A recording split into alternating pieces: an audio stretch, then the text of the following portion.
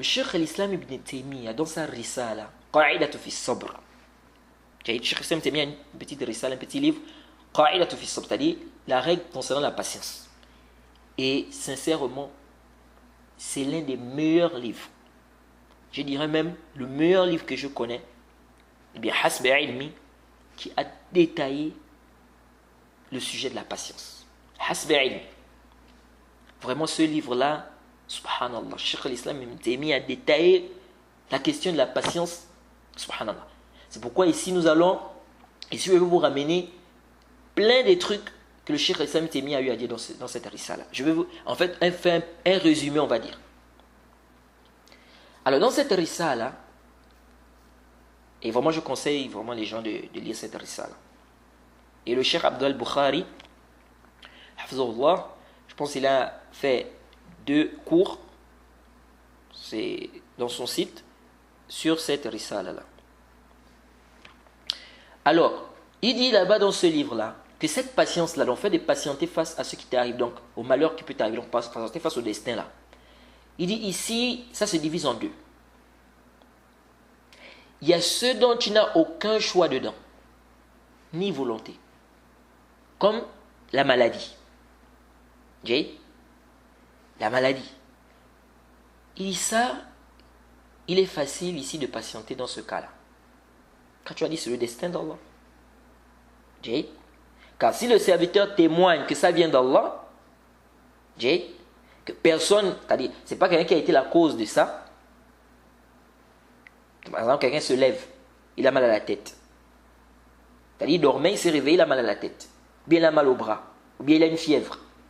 Il ne va pas accuser quelqu'un. Il ne va pas dire non, c'est à cause de toi que j'ai cela. Il dit ça, c'est facile. La personne peut facilement patienter ici. La personne peut facilement patienter ici. Soit par contrainte, quand il s'est dit qu'il n'a pas d'autre choix. Qu'est-ce qu'il peut faire? C'est là qui a décrété ça. Il soit par ikhtiyar, par son choix. Ici, si le serviteur pense, cette patience-là, elle est sale. C'est-à-dire, le fait que tu aies eu un malheur dont personne n'a été la cause.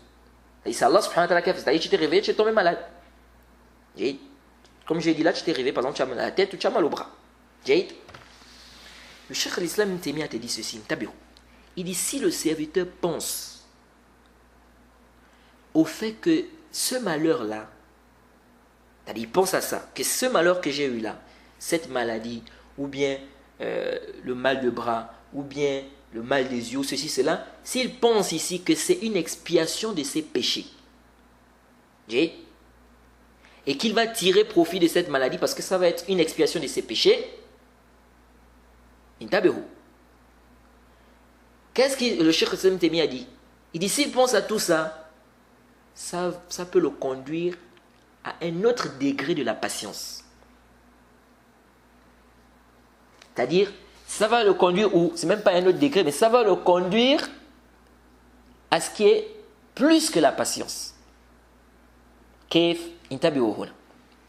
savez que le prophète Mohammed a dit quoi? Que ce qui arrive aux musulmans comme malheur, etc., même l'aiguille qui te pique, c'est une expiation de tes péchés. Et le hadith est dans le sahih. Donc, la personne qui a ce malheur-là, je me réveille, j'ai mal à la tête. Vraiment, la tête me fait mal. Ou je me réveille, j'ai mal au bras. Ou bien j'ai des oreillons. Ou bien j'ai mal au ventre, etc. Ici, le Cheikh l'Islam ibn Taymiyyah a dit, si le serviteur pense au bienfait, c'est-à-dire, il pense au hadith du prophète qui parle de, il n'y a pas un malheur qui arrive aux musulmans, etc. Même la tristesse. Le prophète a dit, même la tristesse dans le hadith, c'est-à-dire, même le fait d'être triste, c'est une expiation de tes péchés. Donc, si le serviteur pense à tout ça, que ça va être une expiation de ses péchés, qu'est-ce que le Cheikh l'Islam ibn Taymiyyah a dit?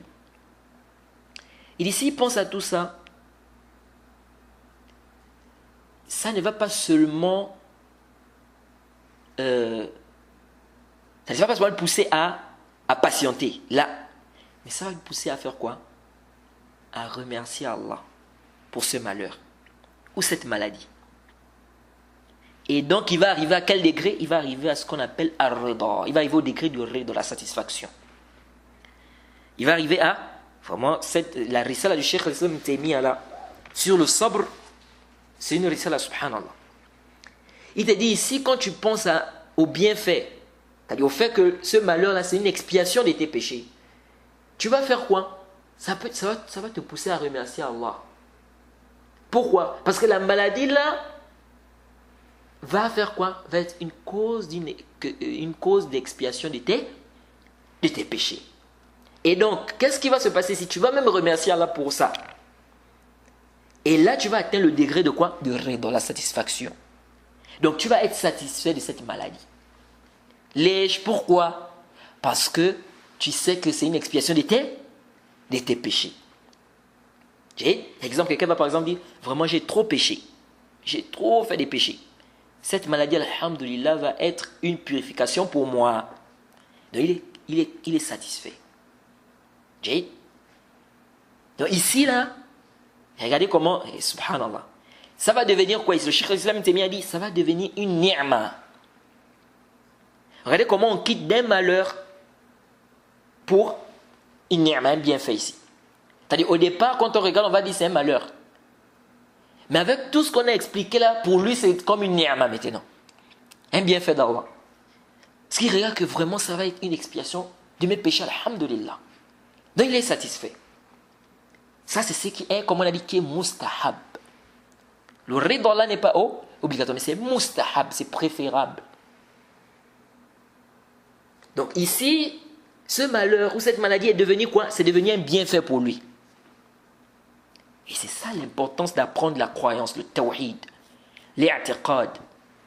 C'est ça l'importance.